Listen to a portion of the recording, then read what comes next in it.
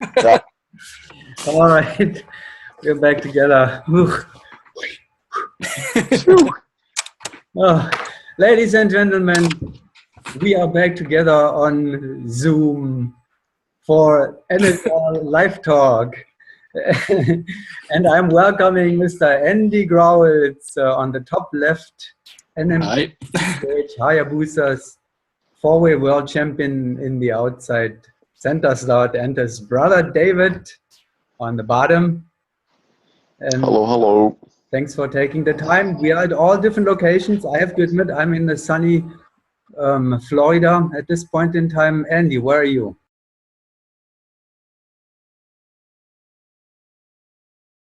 I'm at home with my parents. I'm in Belgium for some coaching stuff. And Dave, where are you? I am in Prague. I arrived yesterday evening. I'm also here for coaching, and I'll leave back to Belgium on Wednesday evening. And then we start training with the team on Thursday and Friday. And you were recently introduced into the NSL Hall of Profiles. It feels like the Hall of Fame, exactly. The Hall of Fame. We should call it like that. We know your whole background and history and family and all that. Now, thank you very much for opening up. It was really our pleasure. You're welcome. Thank you very much, Kurt. It is very interesting, of course, always to learn a little bit more up close and personal about our top competitors in the sport. Not only, I mean, I'm also just as interested in usually at our rookies, but you have a longer history and go further back, and then your brothers at the same time, and that it's not the first time. There have been other world champions. No, exactly. And the French guys, Guillaume and Mathieu Bernier, and they're not even the first ones, right? Marcel. You also have Marcel and Marat.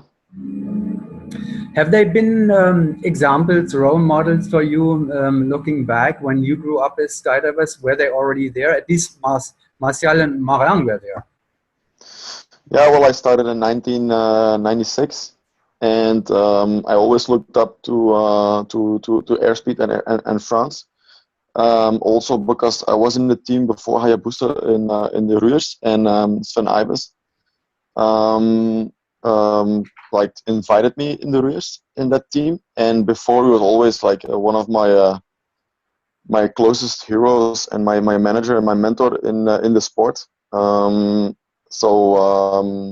I still remember lots of evenings where I was sitting with Andy behind the VHS recorder, watching the movies from the Norges and the French and airspeed, frame by frame. Still remembering how they do the exit, writing it down on notes, overdoing it. So yeah, it was. I think it's these kind of moments early back in the days, they brought us in a sort of slipstream, and they made us better just while watching these kind of movies. So absolutely true. And then next French generation, you competed with the other brothers. Yeah, you were actually opponents with Mathieu and Guillaume, right? Yeah, we did several battles with them over the last years, so we got actually very close. Yeah, and also very lucky they have the same age as we have. So we feel in their generation, we are also in the same generation. So that makes it even more closer, because the generation before also feels like they're 5 to 10 years much more older. So yeah. And that's not the end of it, because then after that, the Evolution family came. They are not world champions yet. Not yet. The French brothers were world champions. The Belgian brothers are world champions, and yes, and they were 3. There are 3 of them.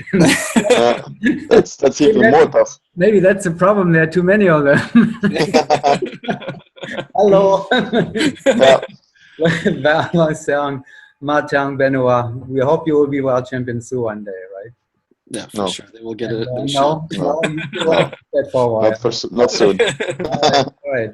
Well, let's talk about the world champions. And I mean, first of all, you're competing next week again. Yeah, we're going to Spain next week Monday because we have some training back here in Belgium, still in Charleroi, and then we go to Spain. We have some training, a couple hours, 3 hours, I think, before the meet starts. Exactly. Yeah. You're going without your coach, Schmidt. Yeah. Gary couldn't make it. He's in Dubai at the moment, or on his way to Dubai. I don't really know, but he couldn't make the meet to help us out there.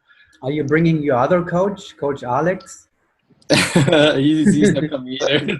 But I No, think no. he's following at home, and he will probably Yeah, give us some advice too. yeah. And the good thing is he's turning 60 next week, so I'll tell him to say that you said Oh, hello. happy birthday, Daddy! Next week, yeah, we'll Alex Grauwels is proud father of the two brothers. Yeah, And you're not only going without Gary Smith, your coach, you're also going without your strongest opponent. Yeah, apparently, yes. airspeed is also Bad not. news. Shocking. Yeah, very surprising news. Like we heard it the other day, in this weekend on our WhatsApp group, and then we checked it on the NSL to see what happened. But yeah, we're actually not really certain what might have caused it. But yeah, indeed, for us it was very shocking. So. The only thing we know is that Chris and Airspeed have parted their Mhm. ways. And that's all we know. End of the week, we'll know more. Hopefully, they will know more, and then they promised they would update us, so we also know what's going on. Yeah. But it's definitely changing the picture at the Wind Games, and it will have an impact. It has an impact on this year's competition season, no doubt. I would guess. What do you see? What do you think? Yeah, for us it makes it. We were actually looking forward to meeting them in the Wind Games, because for us it's always a challenge to go up to a strong team like Airspeed. They always get the best out of us. Like the Clash of Champions and the World Games were actually very very nice for us to compete with somebody, because otherwise the whole year you're going up against a ghost. So. Yeah. Did you notice? I mean, when you were in Dubai recently, I was there for the Clash of Champions, not for the World Air Games. But did anything appear? Did you have the feeling, or did anything indicate there could be a change coming like that? Not really. Not from my perspective. Mm-hmm. No, and I think also what happened was, or if I recall back, the two competitions was from the moment actually that we saw each other. We have a very strong friendship in between the two teams. The respect is huge, I think, especially from our side for sure. And we are good friends as much as possible, even throughout the competition. I think until the last day of the World Air Games, we both felt that we were able to win. And then, of course, regarding winning or losing, I think some team dynamics might change, and I think that's what they feel now after a while. If they look back at, or if they analyze their meets, what went wrong or where would they see the most improvement. And I think it's more the analysis that can make their decision at the moment. What is very, very strange throughout the rest of the world, because nobody actually can really understand why they would make it in halfway the season.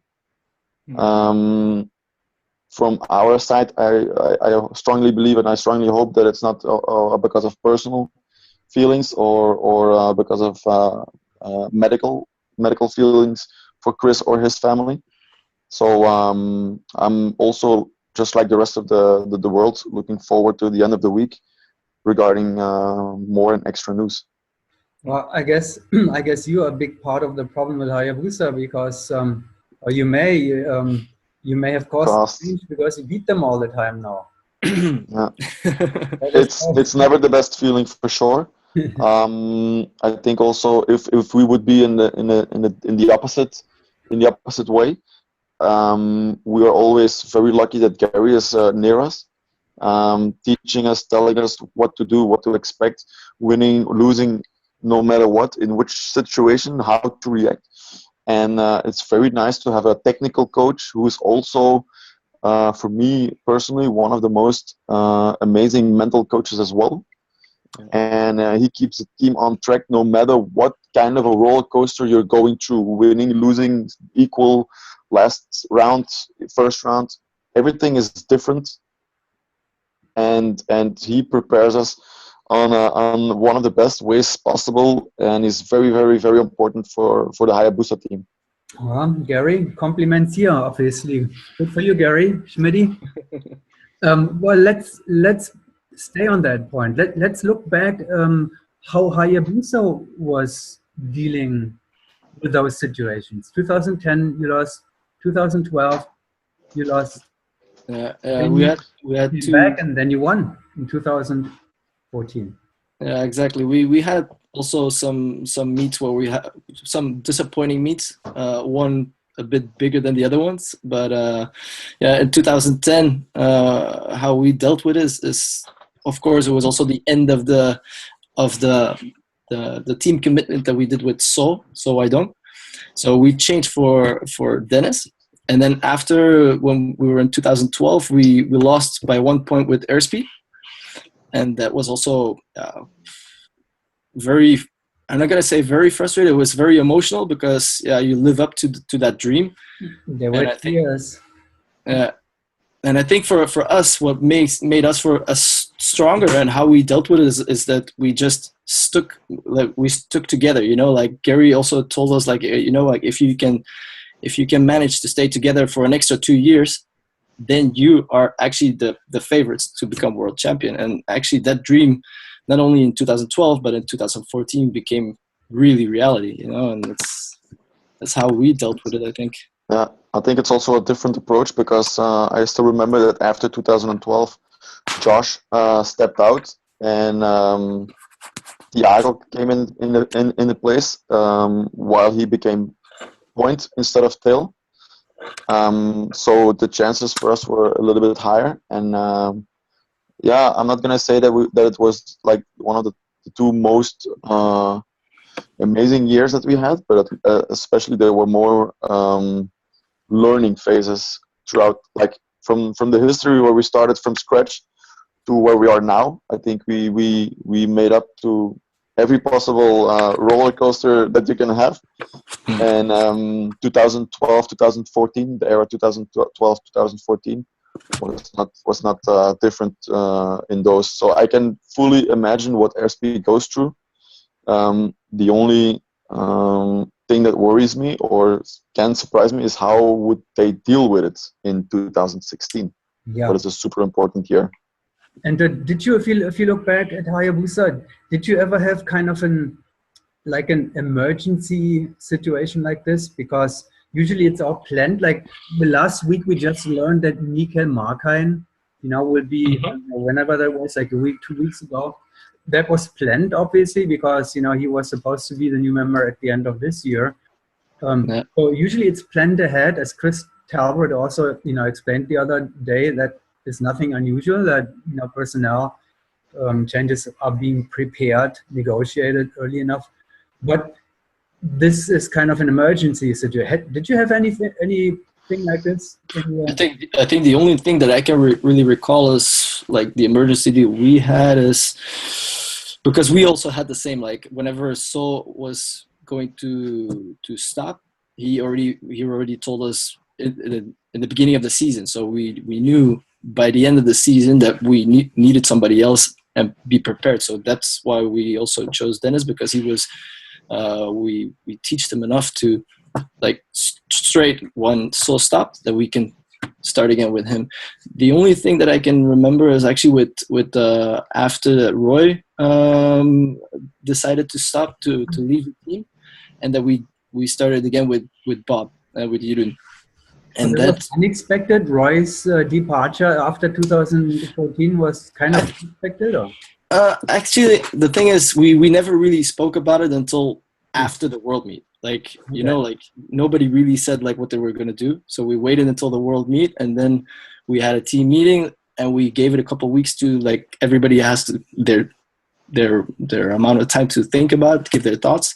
And then we, all of us individually, gave our decision, and then Roy decided to go to lead the team. A couple of weeks isn't really that much either, so that, well, there was a shorter time frame as well. How was it with Sven Ebens in 2006 when Sven couldn't continue? Was that surprising, or was it also kind of planned? Or that's kind of like 2006. I think for Hayabusa being, I think we reached our level that time. I think the 20 or 21, 20 and a half average. That was for us, amateur-wise, the highest score that we would gain with the resources that we had back then. Yes, you can do it an extra year, but it wouldn't make that much of a difference. As what you can see, like when the moment that we got more resources and Luc Verstrepen joined the team, immediately we went from 20 and a half to 23, winning the World Cup in 2007. So it's not because of the personnel change. I think it was more of the resources that got the extra average, and that led to the winning of the World Cup in 2007.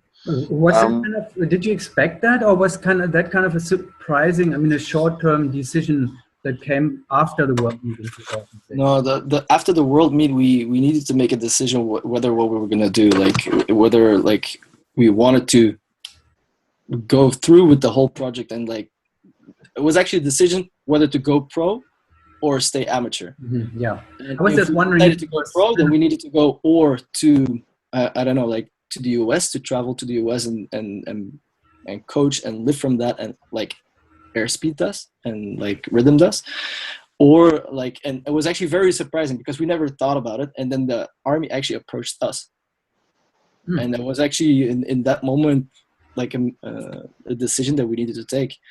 And yeah, as I recall it, then Sven